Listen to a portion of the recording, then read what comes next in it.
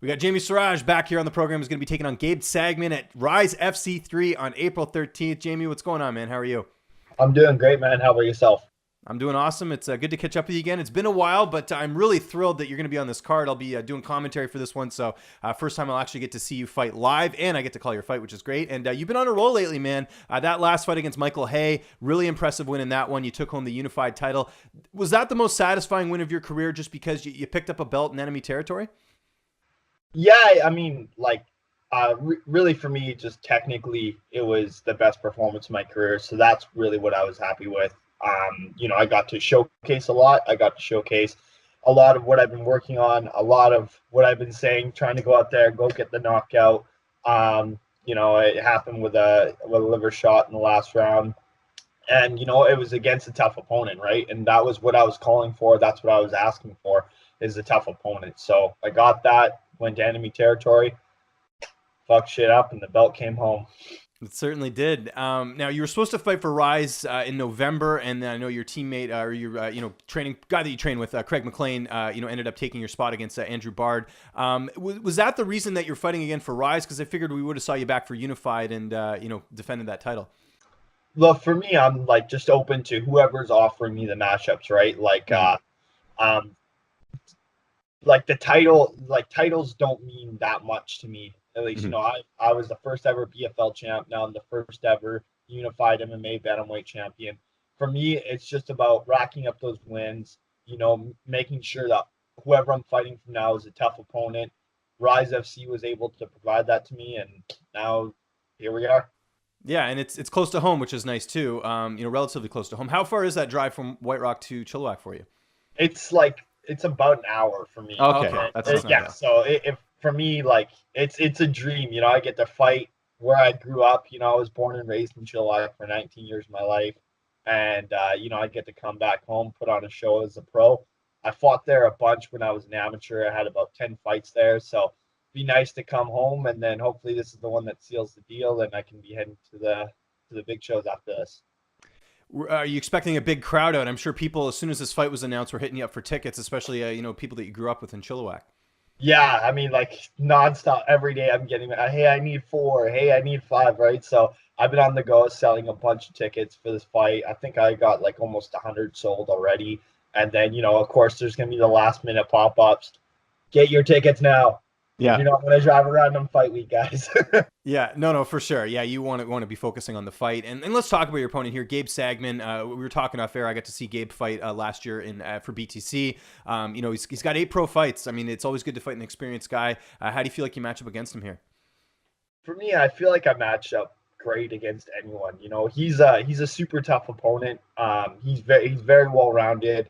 I just think that my MMA game is a little too well-rounded for him. I definitely see me getting the finish, but I mean, as far as skill versus skill, he seems like he's a great guy. He's been super respectful in interviews, and he just seems like he's kind of reminds me of myself, just a guy that's coming out there looking for the finish. And, I think this is going to be a great fight between me and him. Just stylistically, there's no way that this fight could be boring. So I'm excited to get in there and share the octagon with him. How have you structured this training camp for this fight?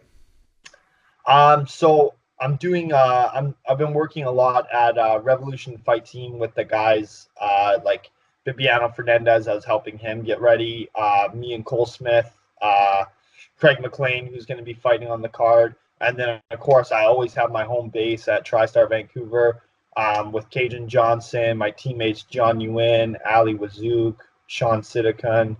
And then working at New Edge Alliance with my strength and conditioning coach, Ibi Ali, and the most handsome man in MMA, Cal Bennett, my tag man, always holding it down. So, yeah, man, I got a great team behind me. I train with some of the best in the world, and it'll show.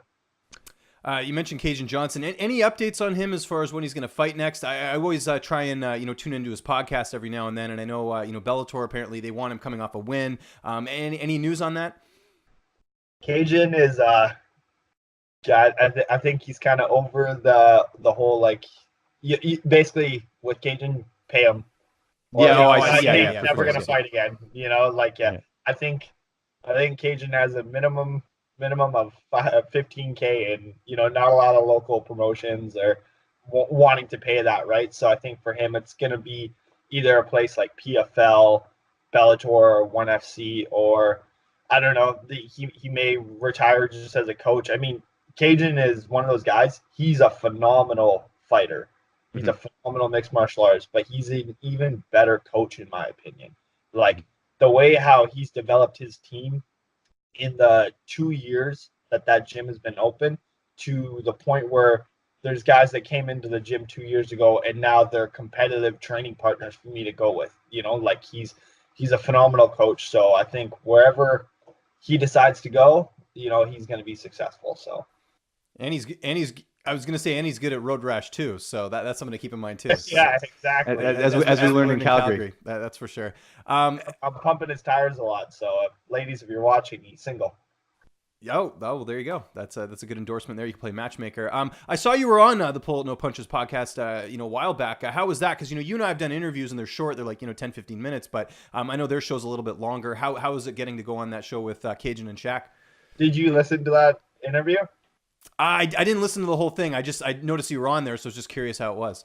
Yeah. We started up some shit. I liked it. It was fun. It was fun to just switch it up, because for me, it's good to practice that as well, right?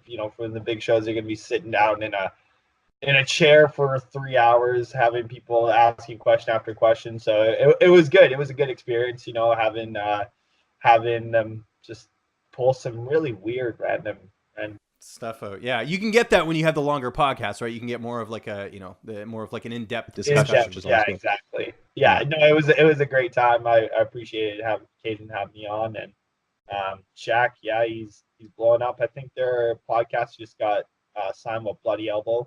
Yeah, it's been there for a while, actually, a couple of months, I think. So that's good that they have that platform, to get the word out, because I know they do a great job with it. The weight cut, this fight's on the 13th, coming up here soon. When did that start? Has that started? When did you sort of make the plans and stuff to start cleaning up the diet and all that? Yeah, the weight cut started a while ago. For me, I'm 24 years old, so I'm still growing into my body, right? I'm super disciplined and super structured about how I go about my diet. But yeah, I'm a bigger 35er now, so the diet just kind of has to start a little bit sooner, rather than I would usually be able to get away with 6 weeks before, but now I kind of bumped it up to 8 to 9 weeks for this camp, just making sure that my body's not putting any garbage in it, and I'm just putting good fuel in myself. So yeah, the weight cut's going good. I'm on track. I'm right where I need to be. I'm sitting at about 150 pounds right now. So once I get start flushing the water out, it's going to be a piece of cake. Who's going to be in your corner for this fight? I imagine Cajun's going to be one of them. Who else? So I'm going to have my coach Cajun. I'm going to have my strength and conditioning coach Ibi Ali. I'm going to have my striking coach Cal Bennett, and I will have. Well, I have a mystery guest. It's an honor, because in my hometown I have 3 guys fighting for the spot to be in my corner, so I feel very privileged and very special right now. So it's about deciphering who I feel is the most important. Okay, well there you go. Start taking numbers there. We can do it like an auction or something. So that's good.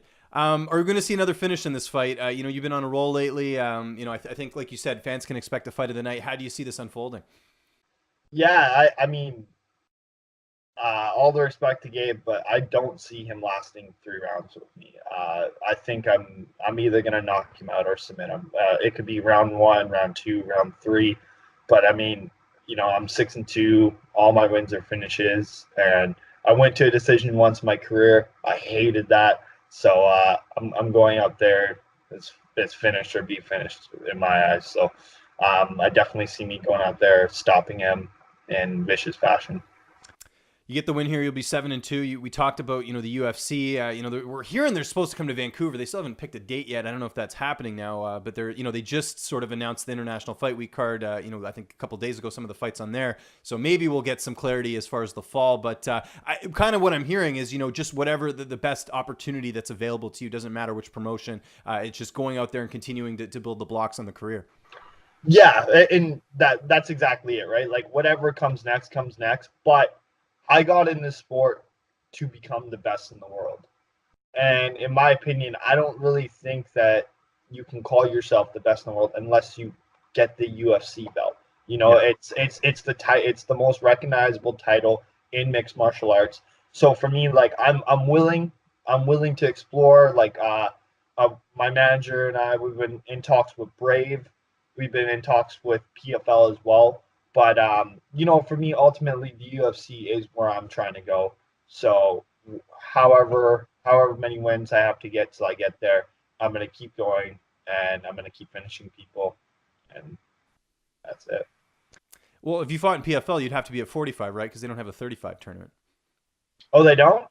No, because I remember that was one of the things. Like Timur Valiev had to move up a weight class. I know because they have to do it at 45. So I don't know if that would interest you, but I mean, there's $1 million at the end, right? So Yeah. So there you go. Maybe not, but nonetheless, it's still interesting. Jeremy Kennedy in the practice room. I'll chill at 35 right now. Well, I don't even know if he'll do it because his teammate Lance Palmer at Extreme is in that tournament too, so they might have to fight each other. But you never know. Money talks, right? So we all have too many friends. Yeah, exactly. Well, I was just gonna say for you too, like even with Rise, if you wanted to fight for the title, like unless Craig loses, like I mean, it's pretty much like I don't. You guys wouldn't fight each other, I wouldn't think. No. Like for me and Craig, like I've known him way too long. It would just be weird. Like I have to get up for a training camp to punch my friend in the face. Right. Like it's just I wouldn't like. The only way I would ever fight a friend is if it was for a UFC title. All those guys over there, you know what I mean? Like I develop a relationship, a rapport with them where, like you eat with them, you train with them. Like it would just be weird, like even with me and Cole, we had a talk and we're like, yeah, man, we already got to beat the shit out of each other once. You know what I mean? Like Yeah. let's keep racking up wins and let's go get these guys. Like for me, uh like in Canada, there's only one or two fights for me that really interest me as far as opponents. And then other than that, I would like to start fighting over in the States. I would like to go to Saudi Arabia. Like I want to go in uncomfortable places because for me, like when you get to the UFC, you don't have a say in, oh, I want to fight here. They're gonna They're gonna tell you got to go to Russia or wherever, like Also, it's good to get that experience, I think, before you get there. So that way it's not your first time doing it when you're there, right? So for me, I'm open, I'm willing, and wherever the best fights are with the best money, that's where I'm going. And in the meantime, it is Rise FC3. It's coming up here April 13th. If you live in the Lower Mainland, you got to go to this card. I mean, local MMA doesn't come around every month, so might as well go take advantage of it. And if you can't catch it, Fight TV has you covered live for the broadcast. Jamie, always a pleasure, man. Looking forward to seeing you on the 13th. Just remind people where they can find you on social media, and if you got any sponsors or shout-outs, the floor is yours, man. Yeah, so you can follow me on Instagram at jamie.siraj. I'm not really on Twitter too much, so just probably follow my Instagram page. I'm on Facebook. I'd like to give a big shout out to a few sponsors. Connie Linder from Intention.com, Jody Blakeway from Ink Boy Tattoo. What else we got? Casey Bruneck from Main Street Nightclub. Trent Whittle, Aubrey Shannon, everyone, the whole team from Catalyst Kinetics. Who else? Normally I would write this down. But here's the thing, Jamie, and I know this because I follow you on Instagram. You usually post your sponsors on there anyway. So if people are curious about who is sponsoring Jamie Siraj, just go to your social media page on Instagram, right? So Douglas from Chiam Trading Post. And yeah, that's it.